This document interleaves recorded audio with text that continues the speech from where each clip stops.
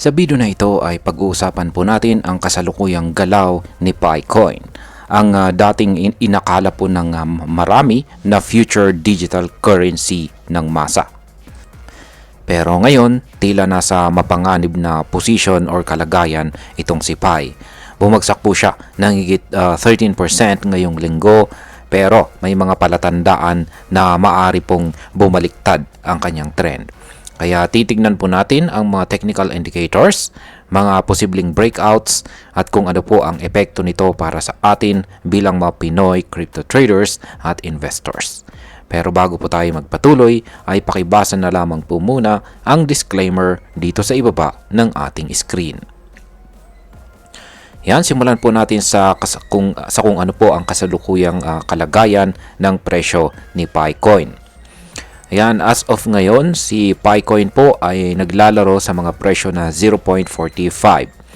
Ayan, base po yan sa pinakahuling datos. Sa loob po ng 24 oras or last 24 hours, halos hindi po siya gumalaw. Tumaas lamang po siya ng 1.62%. Pero kung pagtitignan natin ang kabuuan ng isang linggo, bumaba po siya ng 13.37%. Kaya masasabi po natin na nasa ilalim pa rin ng bearish trend itong si Pi. Ang kanyang market capitalization naman ay nasa $61.17 million. At meron po siyang trade volume na umaabot po ng $3.5 billion. Ibig pong sabihin ay marami pa ring galaw at interest sa coin na ito kahit hindi pa siya listed sa mga major exchanges.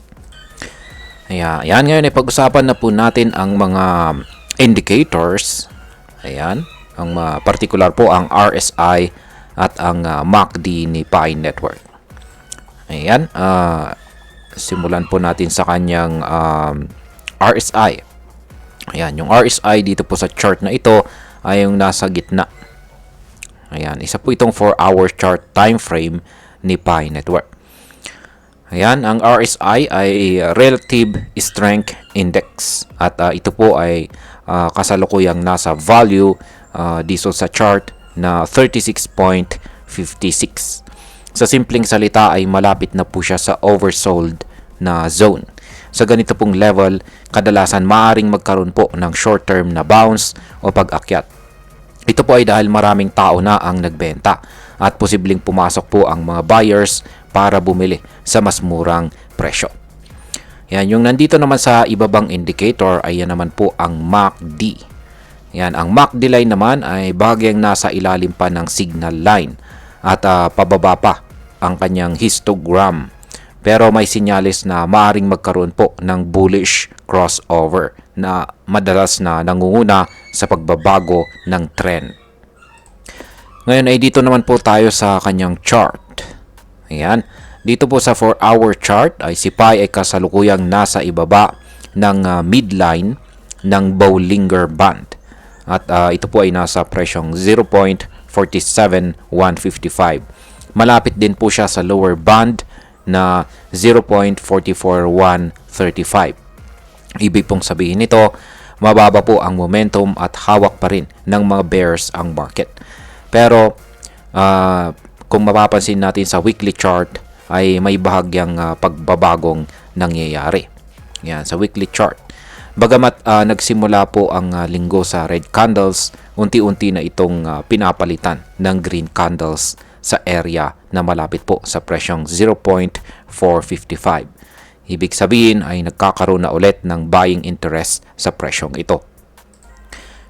Kung magpapatuloy po ang buying pressure at mabasag nga ni Picoin ang presyong 0.47155, posibleng sumunod po ang rally patungong 0.50.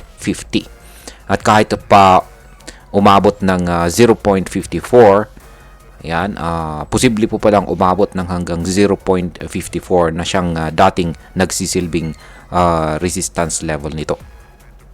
Yan, kaya in short, ay kung pag nabasag po niya ang 0.47, possible po siyang umangat sa price range na 0.50 hanggang 0.54. Yan. Ngayon is paano naman kung ang trend ay biglang pabagsak or biglang bumagsak. Yan, mangyayari po yan kung sakaling hindi po kayanin ni Pi na basagin ang presyong 0.47155. At syempre, kung muling mangibabaw ang persa ng mga sellers.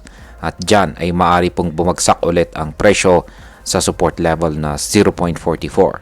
At kung tuluyan pa itong mabasag, ayan, kung tuluyan pong mabasag ang 0.44 na nagsisilbing kasalukuyang support level, posibleng bumagsak pa ito sa presyong 0.40 na siyang susunod na support zone. Dito na po papasok ang kahalagahan ng tamang risk management. Kapag mababa po ang volatility, mas mataas po ang posibilidad ng biglaang breakout or breakdown. Ngayon ay paano naman natin ito dapat i-interpret bilang mga Pinoy crypto investors? Para sa atin, bilang mga Pinoy na mahilig po dito kay Picoin, lalo na yung mga minero pa lamang noong taong 2020, ay napakahalaga po ng analysis na ito.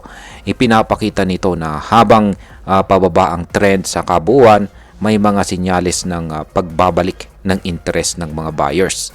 Kung holder ka pa rin ni Picoin, kailangan mong maging mapanuri at magkaroon ng mahabang pasensya.